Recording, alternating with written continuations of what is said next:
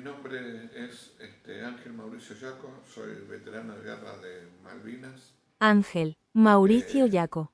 en el año 1982 prestaba servicio en la Armada Argentina, en la Infantería de Marina.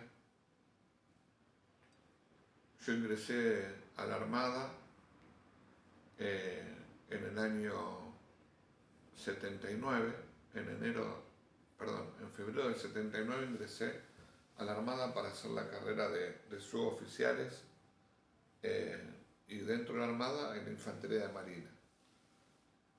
Así que con 16 años ingresé, hice la carrera de suboficiales, me recibí en enero del 81 con el grado de cabo segundo infante de Marina. Y de ahí fui destinado a los batallones de infantería propiamente. Y a mí me tocó ir, como había elegido la orientación de artillero, fui al batallón de artillería de campaña número 1, que estaba con asiento en Puerto Belgrano, en lo que era en ese momento la Fuerza de Apoyo Anfibio. Así que mi destino fue ahí, ingresé era en el mes de enero del 81, me presento al batallón con mi jerarquía de cabo segundo y bueno, empiezo a trabajar y a especializarme en lo que yo había elegido, la artillería de campaña. Justo ese año también comienza a ingresar los soldados, la clase 1962, de la cual yo también soy, clase 1962. En marzo de ese año comienza a ingresar las tandas de mi clase, la 62. Así que no, prácticamente tanto ellos como los soldados, como nosotros también, que éramos muy nuevos en lo que era la carrera militar, nos fuimos formando y aprendiendo de nuestro armamento, que era el obús Otto Melara calibre 105 milímetros, el cual al año siguiente, en el 82, nos tocó ir a Malvinas. Transcurrido el año 81, cuando volvimos de la licencia anual, me acuerdo que ese año nos dieron licencia el mes de diciembre, nos tuvimos que presentar el 2 de enero del 82, nos presentamos de vuelta en el batallón y ahí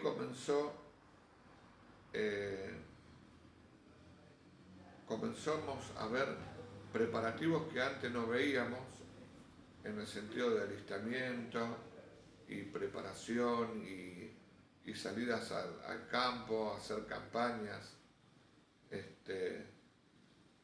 con más intensidad de la normal. Nadie pensaba otra cosa, simplemente que era más actividad. Llegado el mes de marzo del 82, vemos, a mediados de marzo, vemos que ya el batallón nuestro estaba compuesto por 3 baterías de fuego: la Alfa, la Bravo y la Charlie. Alfa y Bravo tenían los obuses de calibre 105 milímetros y la batería Charlie con los cañones de 155 milímetros. A la batería Alfa le ordenan alistarse con equipo, material, municiones y embarcar en el buque San Antonio, el buque de desembarco San Antonio, que era el buque que llevaba a los infantes de Marina hacia un posible desembarco. Entonces la batería Alfa le tocó alistarse, nosotros también ayudamos en ese alistamiento a cargar municiones, a a hacer listados del peso de la gente que embarcaba, a preparar los obuses para el transporte, subirlo al buque, y la fecha no recuerdo bien, pero sí por ahí por el 24, 25 de marzo es que sale la flota a navegar con los infantes de marina y la batería Alfa, que salen rumbo desconocido, bueno, y que después iba a terminar en el 2 de abril con la recuperación de las Islas Malvinas. Así que, bueno, eso fue lo que le tocó a los compañeros de la batería Alfa, ir al desembarco, recuperar Malvinas, y al otro día volvieron a embarcar de vuelta en los barcos y volvieron al continente. Por eso cuando yo hablo de Malvinas me gusta separar bien esas dos cuestiones, ¿no? Lo que fue la toma de Malvinas, que fue una operación militar perfecta, ejecutada al 100% de efectividad, cumpliendo todas las órdenes que le habían impartido, y sin el derramamiento de sangre de los ingleses que ahí habitaban y que defendían. Así que eso era recuperar Malvinas y dejar que todo se arregle diplomáticamente, llegar a un acuerdo diplomático con Gran Bretaña, obligar al gobierno de Inglaterra a sentarse y negociar. Sin embargo, el gobierno argentino, a los pocos días, decide comenzar a enviar gente a defender las islas. Y ahí es como se arma la defensa de Malvinas. Comienzan a enviar a los soldados, regimientos del ejército, batallones de infantería marina, buques, aviones, marina mercante, todos para una defensa en la cual nunca estuvo preparada, ni analizada, ni pensada. Así que bueno, como dije anteriormente, nosotros que pertenecíamos a la batería Bravo, entre el día 5 o 6 de abril nos dan la orden que íbamos a ir a Malvinas, y bueno, éramos un grupo de 74 hombres, desde el oficial hasta el último soldado. Fuimos en camiones y en colectivos, embarcamos y fuimos hasta Comodoro Rivadavia con nuestros cañones, con todo nuestro equipo, municiones, y de Comodoro Rivadavia esperando el puente aéreo a Malvinas. Entre el día 14 y 15 de abril llegamos a Malvinas en 3 vuelos distintos del Hércules, y bueno, al jefe nuestro se le da la orden de dónde tenían que instalar la batería. Fuimos en apoyo del batallón 5 de Infantería Marina, apoyo de fuego, apoyo de artillería, y la ubicación nuestra fue atrás del monte Tumbledon. Atrás, a un costado, teníamos las alturas de Zaperjil, y ahí nos quedamos hasta el final de la guerra. El puesto comando del BIN 5 estaba bien adelante, un poquito adelante nuestro, así que estábamos todos muy cerca. Y de Puerto Argentino estaríamos a unos 4 o 5 kilómetros, no más de eso. Ese fue nuestro lugar, y ahí nos quedamos, como dije recién, hasta el final de la guerra. Eh,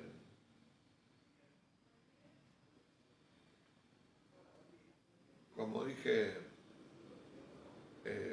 siempre pensamos que todo se iba a arreglar diplomáticamente, ¿no? Ese arreglo diplomático nunca llegó.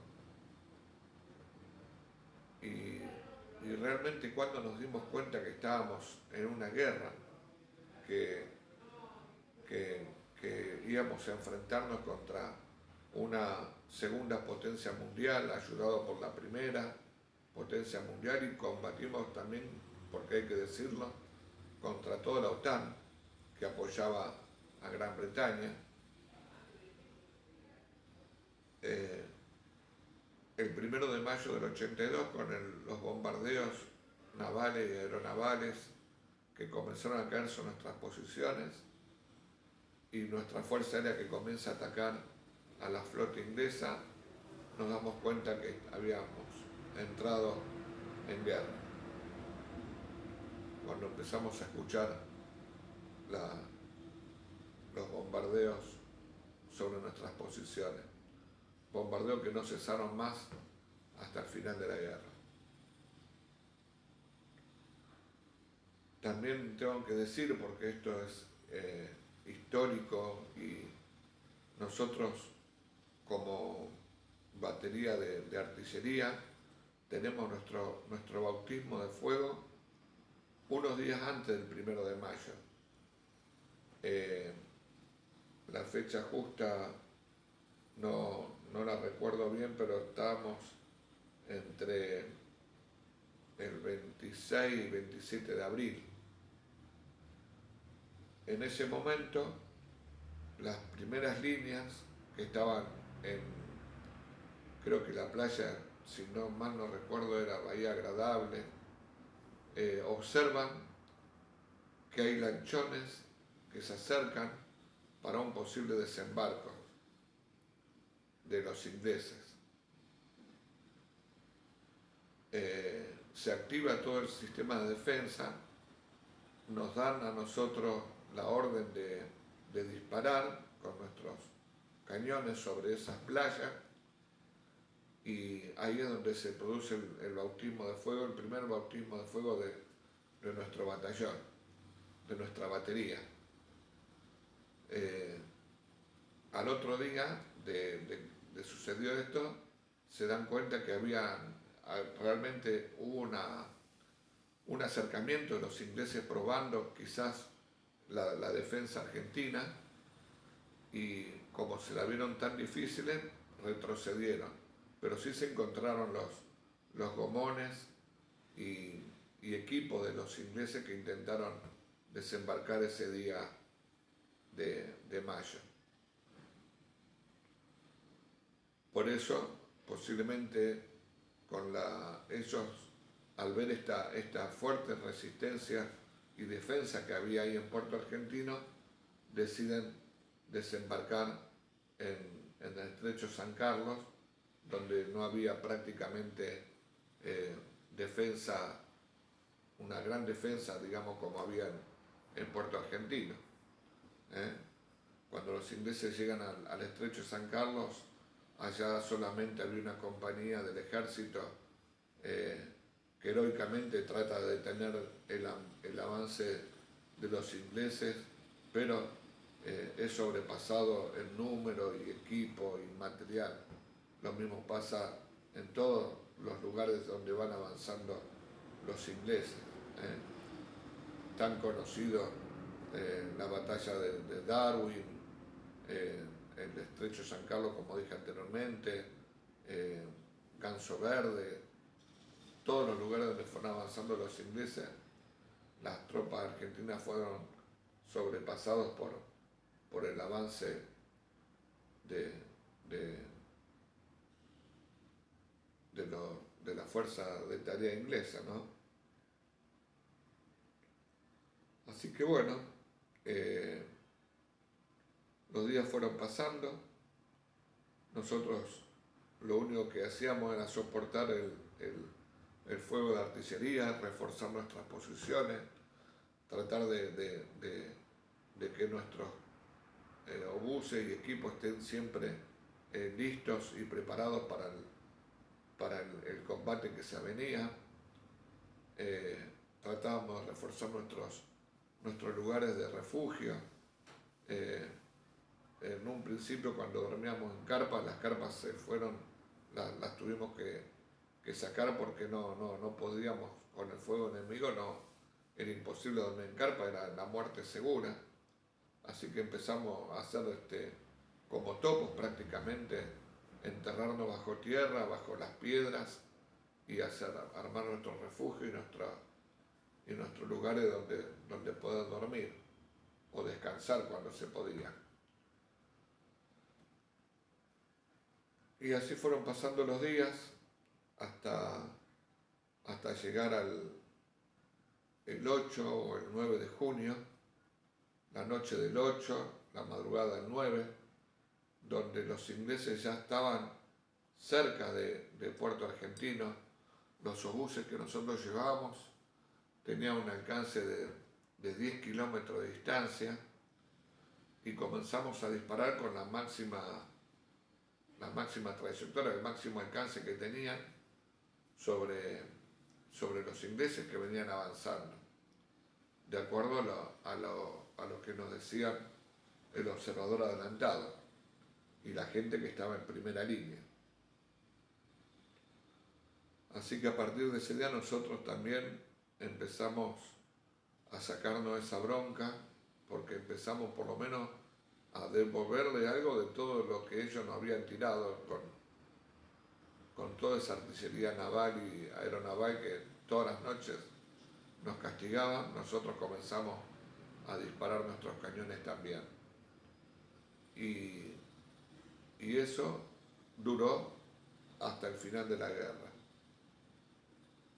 De los 6 obuses que llevamos, 5 quedan totalmente fuera de combate por el mismo fragor del combate, y el último que queda, la pieza 6, que queda disparando hasta el final, prácticamente hasta agotar la munición, y es destruido para no ser capturado por los ingleses. La batería Bravo, luego llegando ya al 14 de junio, se le ordena armarse como infantería y prepararse para pasar a primera línea a reforzar a las compañías del batallón 5 que estaban en primera línea. Y bueno, se cumple también eso. Por eso es que el batallón 5 prácticamente no pudieron pasar los ingleses por donde estuvo el batallón, y llega el cese del fuego y bueno, como se sabe y es histórico también, que el batallón 5 prácticamente entra desfilando o a paso firme con todo ese equipo hacia Puerto Argentino. Personalmente, a mí la guerra termina el 12 de junio, cuando ya los ingleses estaban muy cerca nuestro. Ya había el Monte London, era el que después de toda una noche de arduos combates había sido tomado por los ingleses. Las baterías de fuego de ellos ya nos ven directamente y empezamos a hacer lo que se llama fuego contra batería. Y en ese intercambio de disparos cae un proyectil muy cerca, a escasos metros donde estábamos nosotros, y bueno, muere Falcón Justo, era mi soldado abastecedor. Yo caigo herido, mis compañeros me sacan de la posición como pueden, arriesgando su vida, en el peor momento, porque los bombardeos de los ingleses era continuo y permanente. Me llevan hasta un lugar donde pasaba un camino, a unos 500 metros, donde pasaba lo que era una ambulancia, que era una camioneta pintada con la Cruz Roja, y ahí me suben y me llevan hasta el hospital de Puerto Argentino. Por eso digo que la guerra para mí termina ese día. Esa misma noche, la noche del 12, la madrugada del 13 de junio, en el último vuelo que sale del Hércules, vuelvo a la Argentina, a Comodoro Rivadavia, y soy internado en el hospital de IPF de Comodoro Rivadavia.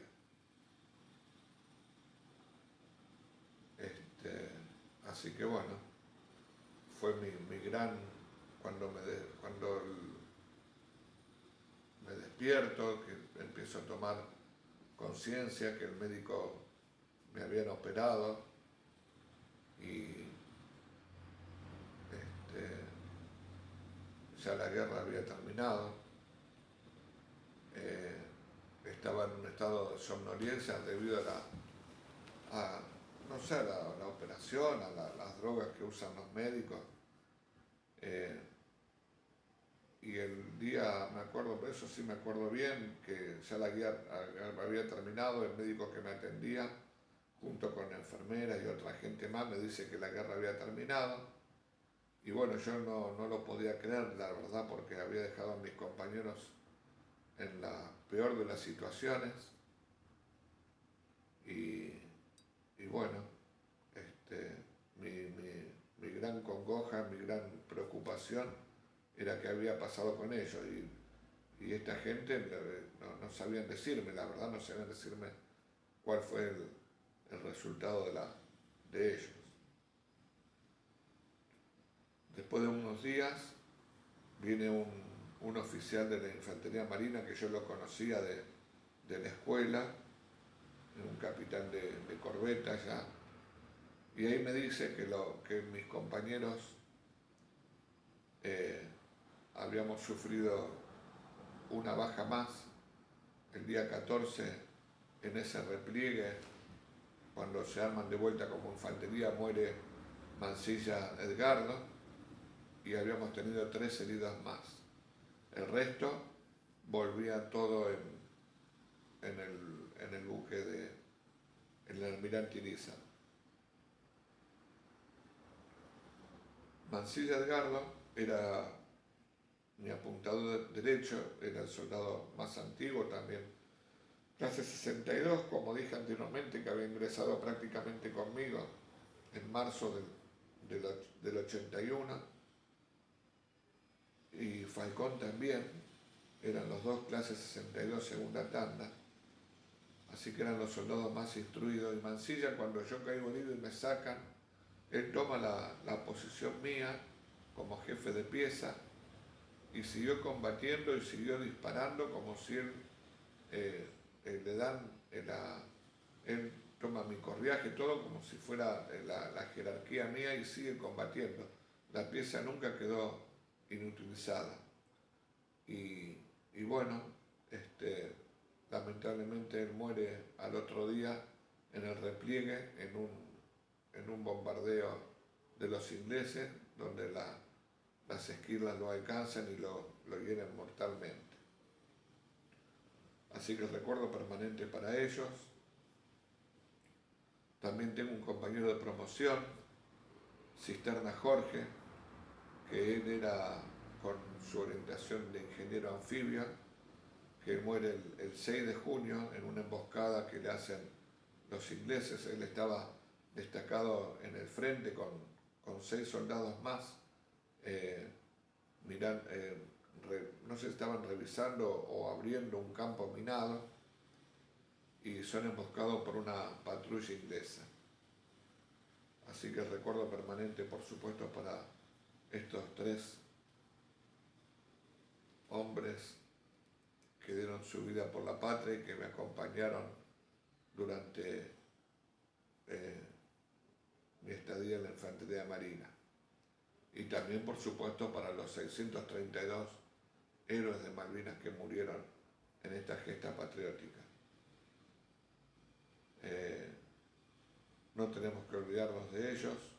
Ellos son la luz que ilumina el sendero a seguir creo que para todos los argentinos. Creo que la causa Malvinas nos une a todos por igual.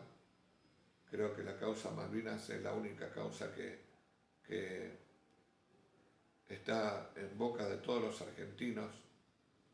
Uno recorre el país y en todas las rutas hay un cartel de Malvinas, en cada pueblo, en cada ciudad hay un recordatorio, un monumento,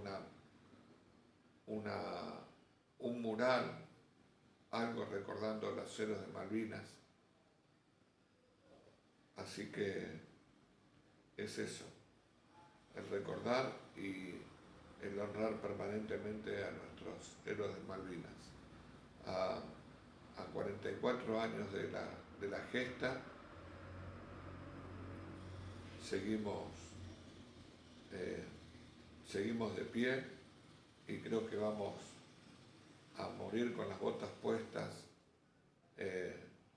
luchando por la causa Malvinas.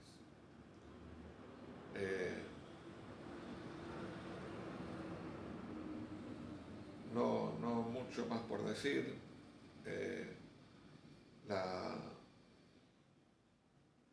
De lo que pasó después, de la desmalvinización, de la lucha de los veteranos de guerra después de Malvinas, una vez que mis ideas cicatrizaron y que tuve el alta médica, porque no me daban el alta médica por las heridas y lo que me había pasado, recién en el año 80, a fines del 80, fue muy duro la vuelta para todos los veteranos.